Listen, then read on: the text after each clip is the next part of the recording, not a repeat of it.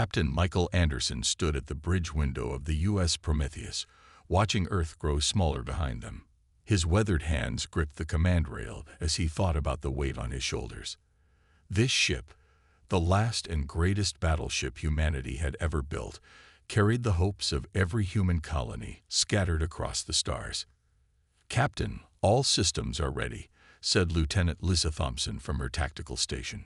Her voice was steady, but he could hear the tension in it.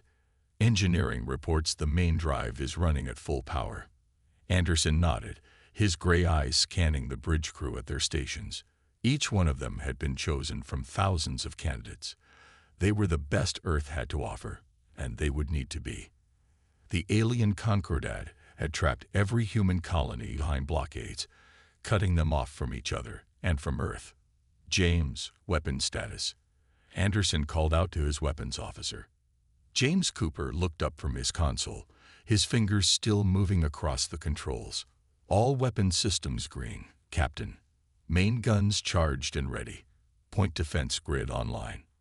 He paused, then added, "We're as ready as we'll ever be." The bridge fell silent as Chief Engineer Robert Hayes' voice came through the speakers. "Captain, the new drive cores are stable. But I have to warn you, we've never pushed them this hard before. We're writing the manual as we go." Anderson allowed himself a small smile. That was humanity's greatest strength, figuring things out as they went along. The aliens hadn't counted on that when they started this war. "Attention all hands." Anderson's voice carried throughout the massive ship. "This is the captain speaking. You all know our mission. The Concordat thinks they can keep humanity divided. They've placed blockades around every human world, thinking they can starve us into submission. They don't understand what happens when humans are backed into a corner." He paused, looking at the determined faces of his bridge crew. "The Prometheus isn't just a ship. She's humanity's answer to those who would chain us. We carry weapons and technologies they've never seen, but our greatest weapon is the human spirit that built her." Lieutenant Thompson's console lit up with new signals. "Captain, long-range sensors detecting Concordat vessels near the Luna defense perimeter. 5 heavy cruisers, at least 8 smaller ships." "Right on schedule," Anderson said. "They're here to stop us before we can even begin." "Mr. Cooper, bring all weapons online." Lieutenant Thompson, plot us a course through their formation. "Robert," he called to engineering, "give us everything those engines have got." The massive ship hummed with power as its revolutionary engines pushed it forward. The Prometheus was beautiful in a way only a warship could be. Nearly 2 kilometers of armored hull, bristling with weapons that could tear through space itself.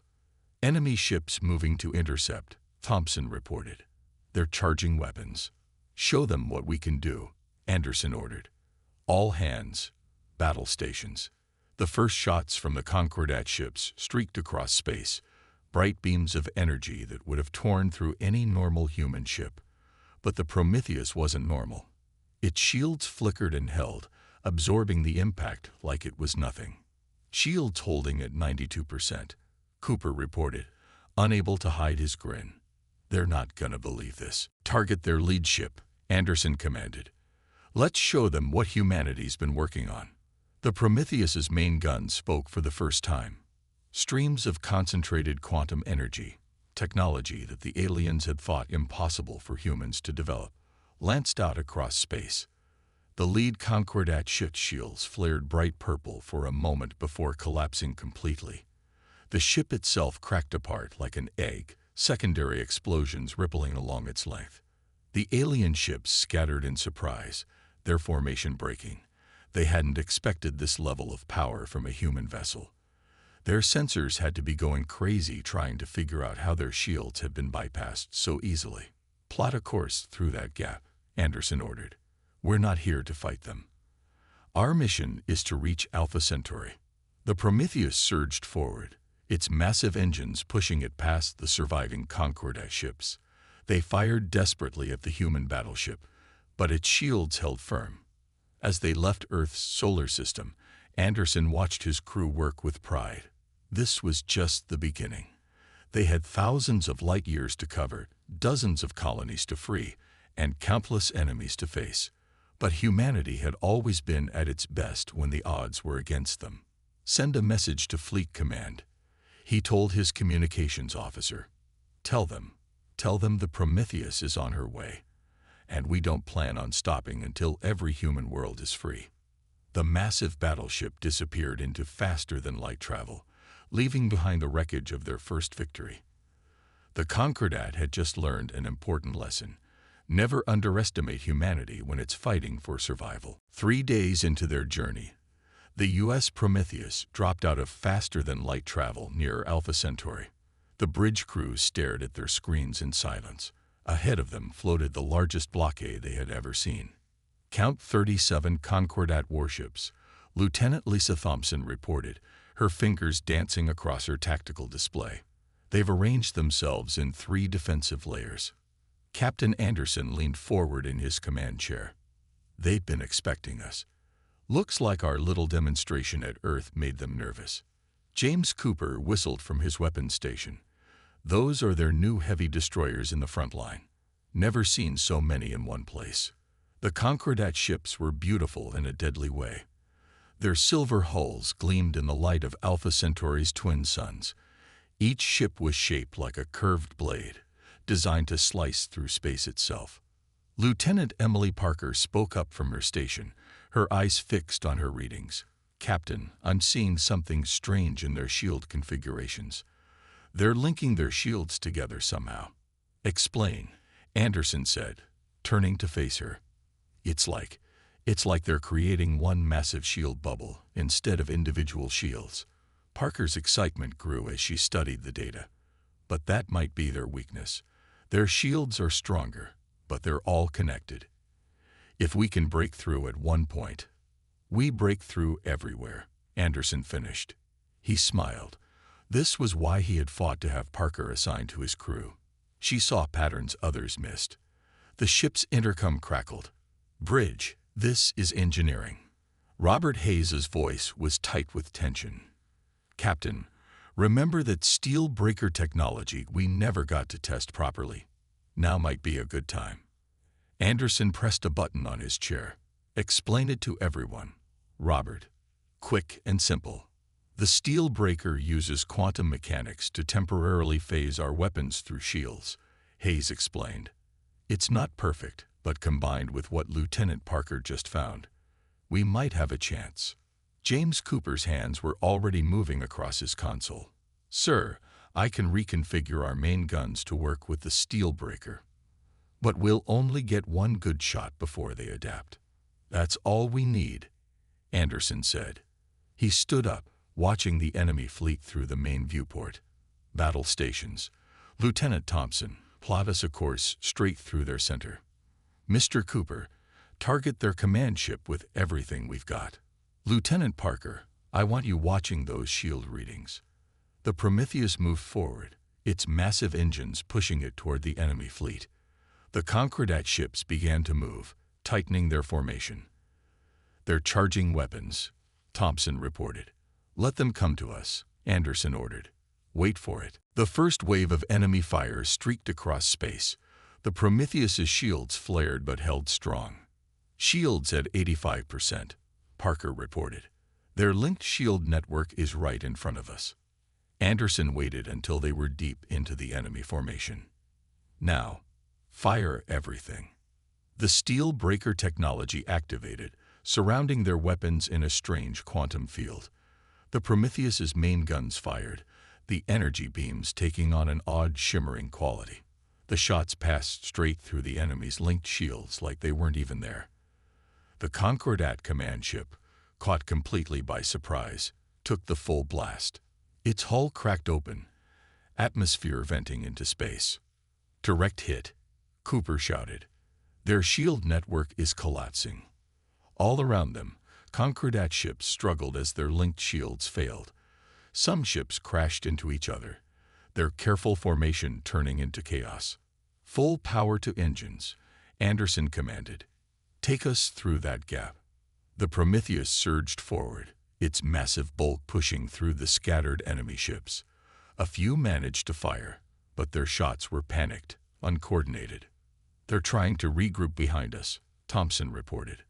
"Let them try," Anderson said. "We've shown them something new, something they didn't think humans could do. By the time they figure it out, we'll be long gone." The Prometheus broke through the last line of enemy ships, its engines glowing bright as it prepared for another faster-than-light jump. "Message coming in from the surface," Thompson said, surprise in her voice. "It's from the colony.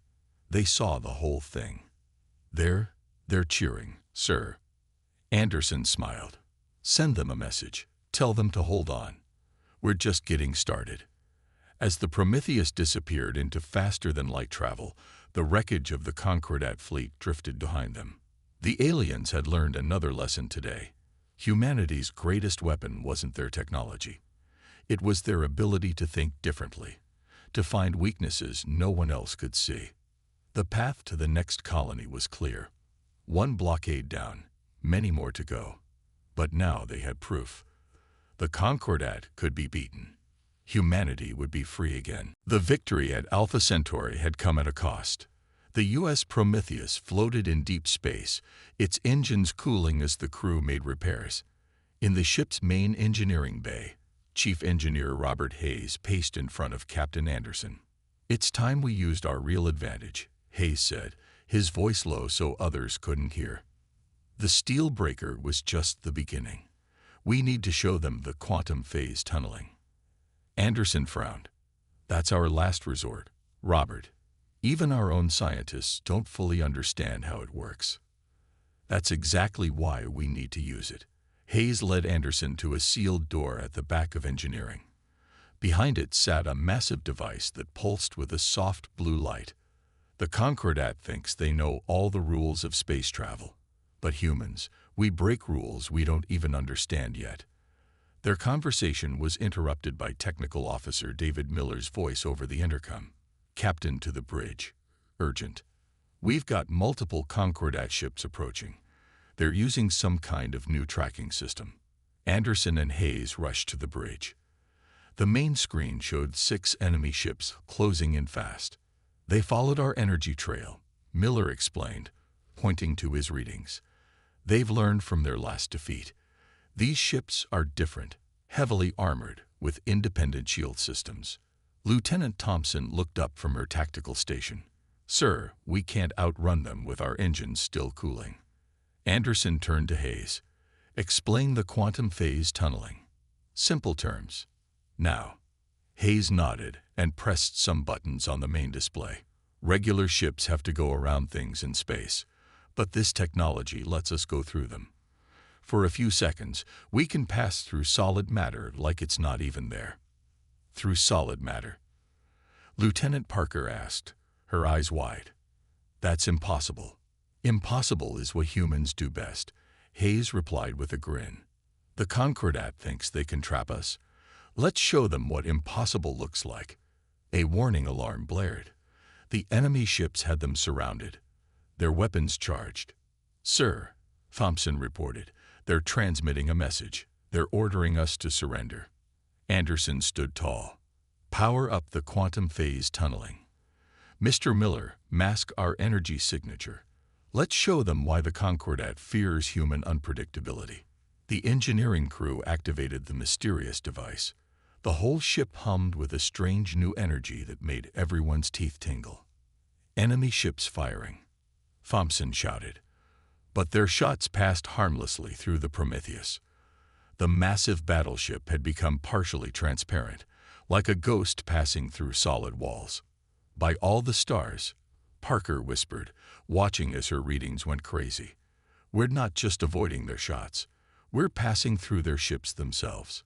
The Prometheus glided forward, literally passing through one of the Concordat vessels like it wasn't even there. The alien crew must have been stunned, watching a human ship move through their hull without causing any damage. "Quantum phase ending in 5 seconds, Hayes warned. "Everyone hold on." The ship returned to normal space just beyond the enemy formation. The Concordat ships spun around, clearly confused by what they had just witnessed. "They're not pursuing," Miller reported, checking his sensors. I think we scared them. Their commanders are probably trying to figure out how we did that. Anderson allowed himself a small laugh. They'll be studying their sensor readings for months, and they still won't understand it because we barely understand it ourselves. Sir, Thompson interrupted, I'm picking up a distress signal. There's a colony transport under attack just 2 light years from here. Concordat patrol trying to capture it. Anderson looked at Hayes. How long until we can use the quantum phase again? An hour minimum. Using it again too soon could tear the ship apart. Anderson nodded. Then we'll help that transport the old-fashioned way. Plot an intercept course, maximum speed. Let's show the Concordat that humans protect their own. As the Prometheus turned toward its new mission, the crew felt different. They weren't just fighting with advanced technology anymore. They were fighting with the one thing the Concordat could never understand: human ingenuity. The ability to take impossible ideas and make them work. Send a message to that transport, Anderson ordered. Tell them help is coming. And send a message to the Concordat ships too. Tell them. He smiled. Tell them to remember what they saw today. Because they're going to see a lot more impossible things before this war is over. The Prometheus jumped to faster-than-light speed, leaving behind 6 very confused alien ships and a new legend about the humans who could walk through walls in space. The Arcturus checkpoint was known as the Concordat's strongest defensive position. 50 warships guarded this vital crossroads of space, their weapons always ready. Until today, no one had dared to challenge them here. Lieutenant Lisa Thompson stood at her tactical station on the U.S. Prometheus, studying the enemy fleet. Her mind worked through battle plans like a master chess player thinking 10 moves ahead. Captain, she said, turning to Anderson, I have an idea. It's crazy, but it might work. Crazy is what we do best, Lieutenant. Let's hear it. Thompson brought up a 3D map of the space around them. The Concordat always fights in perfect formations. They're too perfect, too predictable. If we disrupt their pattern here and here, she pointed to specific spots, their whole defense will fall apart. Before Anderson could respond, Communications Officer Jennifer Walker cut in. Captain, I'm intercepting Concordat signals. Their communications aren't as secure as they think. She worked quickly at her station. They're nervous. Word of our victories has spread. Some of their ships are asking permission to retreat. Anderson smiled. Fear, that's something we can use. Lieutenant Thompson, take command of our tactical operations. Show us what you can do. Thompson nodded and began giving orders. Mr. Cooper, split our main guns into 3 firing groups. Lieutenant Parker, prepare to shift shield power on my mark. Mr. Miller, I want our engines ready for quick directional changes. The Prometheus moved forward, its massive form casting a shadow on the nearest enemy ships. The Concordat fleet began to move, forming their usual attack pattern. They're taking the bait, Thompson said. Wait for it. Now, hard turn to port. All guns, fire pattern Alpha. The massive battleship turned sharply, its guns blazing. Instead of firing at the enemy ships, Thompson had targeted the empty space where she knew they would move next. The Concordat vessels flew right into her trap, taking heavy damage. Second wave, coming in, Walker reported. Exactly as planned, Thompson said calmly. Mr. Miller, full power to the starboard engines. Mr. Cooper, switch to pattern Beta. The Prometheus spun on its axis, catching the second wave of enemy ships by surprise. More Concordat vessels exploded as Thompson predicted their movements perfectly. Message from the surface, Walker shouted excitedly. 3 human colony ships are breaking free of the blockade. They're asking to join us. Anderson watched as Thompson continued to direct their battle strategy.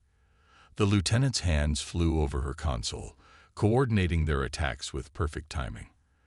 The Concordat fleet's formation was breaking apart. Their perfect patterns turned into chaos. They're trying to regroup, Cooper reported.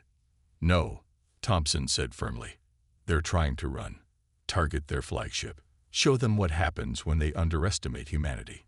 The Prometheus's main guns fire together, the massive energy beams cutting through space. The Concordat flagship's shields flared and died, its hull cracking under the assault. More ships incoming, Walker announced, but this time she was smiling. They're ours, human ships from 3 different colonies, armed and ready to fight. Through the viewport, they could see civilian ships that had been modified with weapons. The colonies had been preparing, waiting for their chance to fight back. Form them up, Anderson ordered. Lieutenant Thompson, you have command of the fleet. Thompson didn't hesitate. She organized the colonial ships into attack groups, using their smaller size to harry the remaining Concordat vessels. The alien ships, already confused by the Prometheus's attack, found themselves surrounded. Enemy fleet is retreating, Miller reported. They're abandoning the checkpoint. The bridge crew cheered as the last Concordat ships fled into faster-than-light travel. Where 50 enemy warships had once guarded this sector, now a growing fleet of human ships gathered. Signal from the colonies, Walker said. They're asking to join us permanently. They say the Prometheus isn't just a ship anymore. We're becoming a symbol of hope. Anderson looked at Thompson. Outstanding work, Lieutenant. I don't think the Concordat expected humans to turn their own perfect tactics against them. They still think space warfare is about following rules and patterns, Thompson replied. They haven't learned that humans are at their best when they break the rules. The Prometheus, now surrounded by its growing fleet of liberated colonial ships, prepared to move on to its next target. The Concordat's perfect defense network was beginning to crack, and humanity's resistance was growing stronger with each victory. Send word to all human colonies, Anderson ordered. Tell them what happened here. Tell them that humanity isn't just fighting back. We're winning. Security Chief William Foster knew something was wrong the moment he stepped into the ship's data center. The computer terminals were running normally, but small details caught his trained eye. Access logs that didn't match crew schedules, tiny changes in system configurations. Computer, seal this room, he ordered, pulling out his handheld scanner. Bridge, this is Foster. We have a problem. In his command chair, Captain Anderson tensed at Foster's tone. Report. Someone's been sending messages to the Concordat, Foster said grimly. And they're coming from inside the Prometheus. The news hit the bridge crew like a physical blow. They had faced every external threat the galaxy had thrown at them, but the thought of traitors among their own was different. How bad? Anderson asked. Bad enough. They know our route, our capabilities. And Foster paused, checking another reading. They know about the quantum phase technology. Anderson called an emergency meeting in the ship's secure briefing room. Foster stood before the senior staff, displaying evidence on the main screen. The Concordat didn't just blockade our colonies, Foster explained. They planted agents among us, probably been there for years. Some of them are aboard this ship, and others are hiding in the colonies we've been liberating. Engineer Hayes slammed his fist on the table. That's how they've been adapting to our technology so quickly. They're getting inside information. Exactly, Foster nodded. Officer Miller and I found their communication traces. They're using our own systems against us, hiding their messages in regular ship transmissions. Lieutenant Thompson studied the data. Can we track them? They're good, Miller said, joining the discussion. But they made one mistake. They didn't count on humans being naturally suspicious. We notice when things don't feel right, even if we can't explain why. Anderson looked at his crew, people who had fought together, blood together. And now they had to wonder which faces hid enemy minds. How do we find them without causing panic, he asked. Let me and Miller set a trap, Hayes suggested. We'll create a fake system upgrade. Something so important that the infiltrators will have to report it. Foster agreed. Meanwhile, I'll quietly increase security around critical systems. We can't let them know we're onto them. As the meeting ended, Anderson held them back. Remember, trust your instincts, but be careful. The real weapon here isn't technology. It's doubt. The Concordat wants us suspicious of each other. Over the next few days, tension filled the ship. Foster's security teams worked quietly, watching for signs. Hayes and Miller set their trap, spreading word of a new weapons system upgrade. The infiltrators took the bait. Got them. Miller called from his station one night. 3 signals, trying to send data about the fake upgrade. Foster's teams moved fast. They caught 2 infiltrators in the engineering section and 1 in communications, but the victory felt hollow. These were people they had worked with, eaten with, trusted. In the break, Anderson faced one of the captured agents. "Why? We treated you like family." The infiltrator smiled. "You humans are so proud of your unpredictability. Did you really think you were the only ones who could adapt, who could learn?" But more troubling news was coming. The colonial ships traveling with them reported finding their own infiltrators. Some had been in positions of power for years. Captain Thompson reported, 3 colonial ships are requesting to leave the fleet.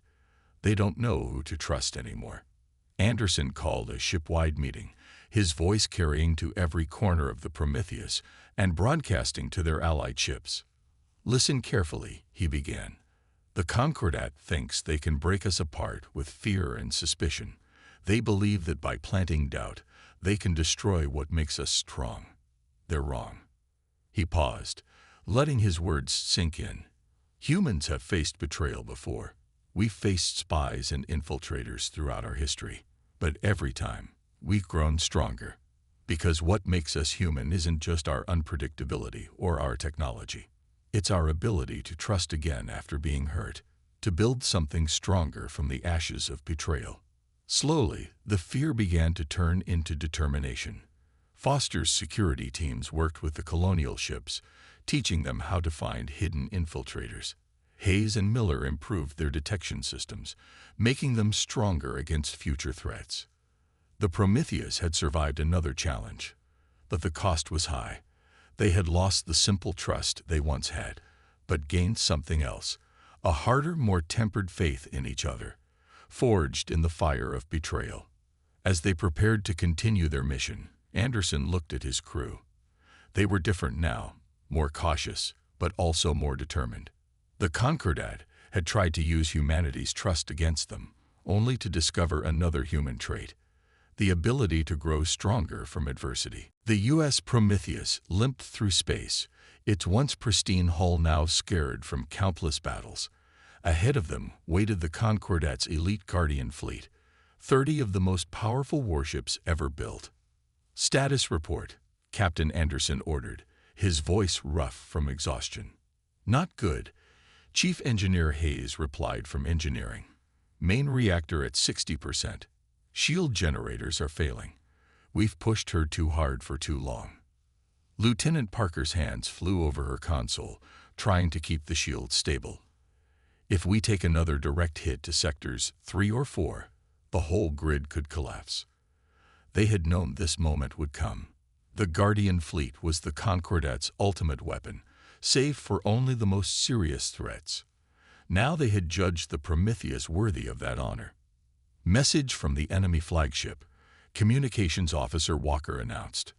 "They're offering us one chance to surrender." Anderson looked around his bridge. Every crew member was tired, but their eyes showed the same determination he felt. "Send them our answer, Ms. Walker. Just send them a smile emoji." A small laugh went through the bridge crew. Even now, humans could find humor in darkness. "Multiple enemy ships powering weapons," Lieutenant Thompson reported. "They're using some kind of new energy signature I've never seen before." The first volley from the Guardian fleet lit up space like a new sun being born. The Prometheus shuddered under impacts that would have vaporized any normal ship. "Shields at 40%, Parker shouted. "Whatever they're using, it's cutting through our defenses." "Engineering to bridge." Hayes's voice was almost lost in the sound of exploding conduits. "Captain, I have an idea. It's crazy, even for us. Those are my favorite kind. Robert, talk to me." "We can't beat their new weapons," Hayes explained quickly. But what if we could use them against them? Lieutenant Parker's shield modifications. We could tune them to reflect enemy fire. Parker's eyes widened. The math could work, but we have to drop our shields completely for 3 seconds to reconfigure them. Another hit rocked the ship. Hull breach on Deck 7. Miller reported. Emergency force fields holding. Anderson gripped his chair as the ship shook. How many ships would we need to reflect their fire back at? Just one, Hayes said. Their flagship. If we can overload their main reactor, it would set off a chain reaction through their whole fleet. Thompson finished, catching on to the plan. Anderson nodded. Do it. Miss Thompson, plot us a course straight for their flagship. Mr. Cooper, pour everything we have left into the forward guns. The Prometheus turned, facing the massive Guardian fleet head-on. The enemy ships, perhaps surprised by this seemingly suicidal charge, held their formation. Ready to modify shields, Parker reported, her voice steady despite the danger. But sir, there's a 70% chance this will burn out every system we have left. Better than a 100% chance of defeat, Anderson replied. All hands, brace for impact. Lieutenant Parker, on my mark. The Guardian fleet opened fire, their strange new weapons cutting through space toward the Prometheus. Now, the shields dropped. For 3 horrifying seconds, the Prometheus was completely vulnerable. Energy beams sliced into their hull. Decks decompressed. Crew members held on as their ship began to break apart. Then Parker's modifications kicked in. The new shield configuration snapped into place just as the Guardian flagship fired its main weapon. The energy hit the Prometheus and reflected straight back. The enemy flagship's reactor overloaded instantly. The massive ship exploded, the blast catching 2 nearby vessels. The chain reaction spread through the tightly packed Guardian formation. Hard to port, Anderson ordered. Get us clear. The Prometheus turned away from the expanding destruction, its engines straining. Behind them, the mighty Guardian fleet tore itself apart.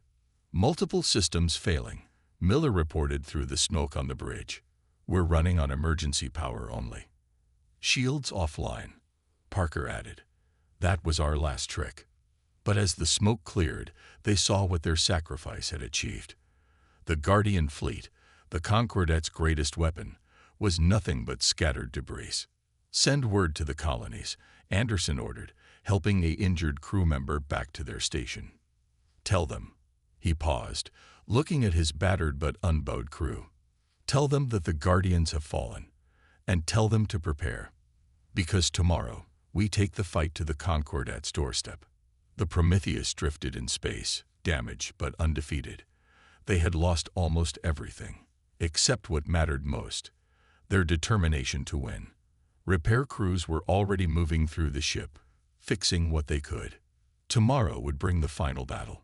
But today, humanity had proven once again that its greatest strength was the ability to achieve the impossible through sacrifice, courage, and the willingness to risk everything for freedom. The U.S. Prometheus approached the Concordet's main blockade station, its battle-scarred hull held together by emergency repairs and sheer determination. Behind it flew a fleet of over 50 ships, some human, others belonging to rebel Concordat forces who had seen the truth about their leaders. This is it, Captain Anderson said, standing at his command station for what he knew would be their final battle. Everything we fought for comes down to this moment. The massive blockade station hung in space before them, surrounded by the largest fleet they'd ever seen. Over 100 Concordat warships guarded humanity's path to freedom. Sir, Communications Officer Walker called out, we're receiving transmissions from every human colony. They're all rising up. The Concordat can't control them all at once. Lieutenant Thompson studied the enemy fleet's formation. They're spreading thin, trying to handle multiple rebellions. Their formation has gaps. And we have friends on our side now, Anderson noted, looking at the rebel Concordat ships in their fleet. The aliens who had chosen to help humanity had brought valuable intelligence with them. Engineer Hayes's voice came up from the engine room. Captain, We've got one last trick. The rebel engineers helped us modify our quantum phase tunneling. We can extend the field around other ships now. Anderson smiled. This was humanity's greatest strength, not just breaking rules, but teaching others to break them too. All ships, this is Captain Anderson. He broadcast to their combined fleet. Today we end the blockade. Today we show the galaxy that freedom can't be chained. For Earth, for all our colonies, for every being that chooses liberty over control. Advance. The human-led fleet moved forward. The Concordat commanders, perhaps remembering what happened to their guardian fleet, held their fire until the last possible moment. Enemy ships launching fighters, Thompson reported. They're trying to overwhelm us with numbers. Activate quantum phase tunneling, Anderson ordered. Extend the field to our ally ships. Show them what impossible really means. The Prometheus and its closest allies seemed to fade, becoming ghost-like. Enemy fire passed harmlessly through them. The rebel Concordat ships, experiencing this technology for the first time, broke formation in excitement. It's working, Miller shouted from his station. Their sensors can't lock onto us. But the blockade station was another matter. Its massive guns opened fire, filling space with energy beams that even phase-shifted ships couldn't ignore. Station targeting our engines, Thompson warned. They're trying to trap us here. Not today, Anderson said firmly. All ships, focus fire on their main reactor. Lieutenant Parker, prepare to drop phase, shifting on my mark. Mr. Cooper, give them everything we have left. The combined fleet moved as one. Human ingenuity merged with Concordat precision, creating a battle strategy no one had ever seen before. Now, Anderson ordered. The phase shifting dropped. Every ship in their fleet fired at once.